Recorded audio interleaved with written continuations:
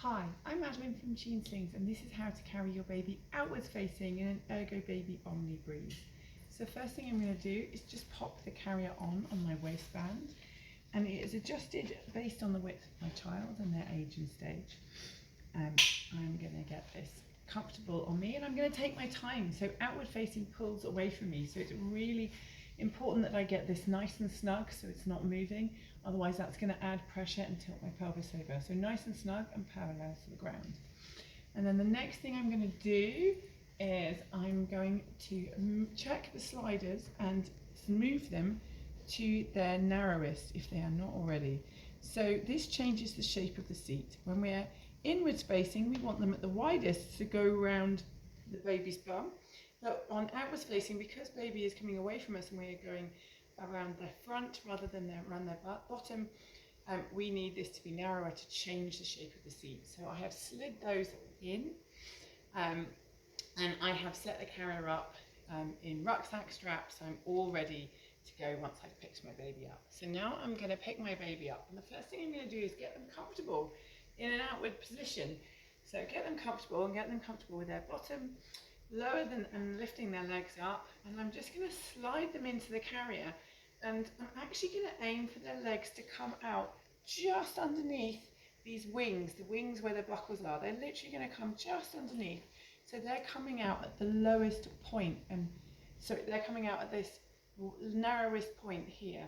One of the things where people often go wrong with this carrier is they'll put baby right at the bottom, and it's actually wider there. We want baby to have that nice scooped forward position and their legs coming out just here. If you don't get it quite right here, that's all right, we can fix it later. But I've got my baby in this position, now I'm going to get my carrier on. I've pre-done up the strap behind me because I can't reach it. So I pre-do it up and pop it over my head. And now I can tighten up as normal. Let's bring baby's arm rest there.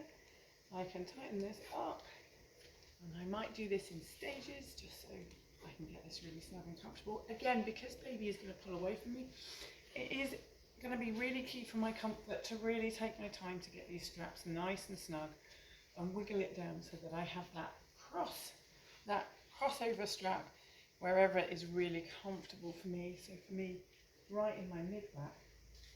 There we go. Great. And so it should be, now I've got that nice and snug and baby's not pulling too far away from me, all done. There's a couple of checks we can do. So if I didn't get the legs quite right just under here, I can run my hands in and tuck their bum, and this can be helpful to do anyway, even if you did. So I'm running my hands in, tucking their bum away from me to make sure that they're sat really comfortably on their bum, and their legs are like they're in a chair, coming up and out. Hands are free, and I need to check that my baby's head is clearing the top of the carrier and that their face isn't being covered.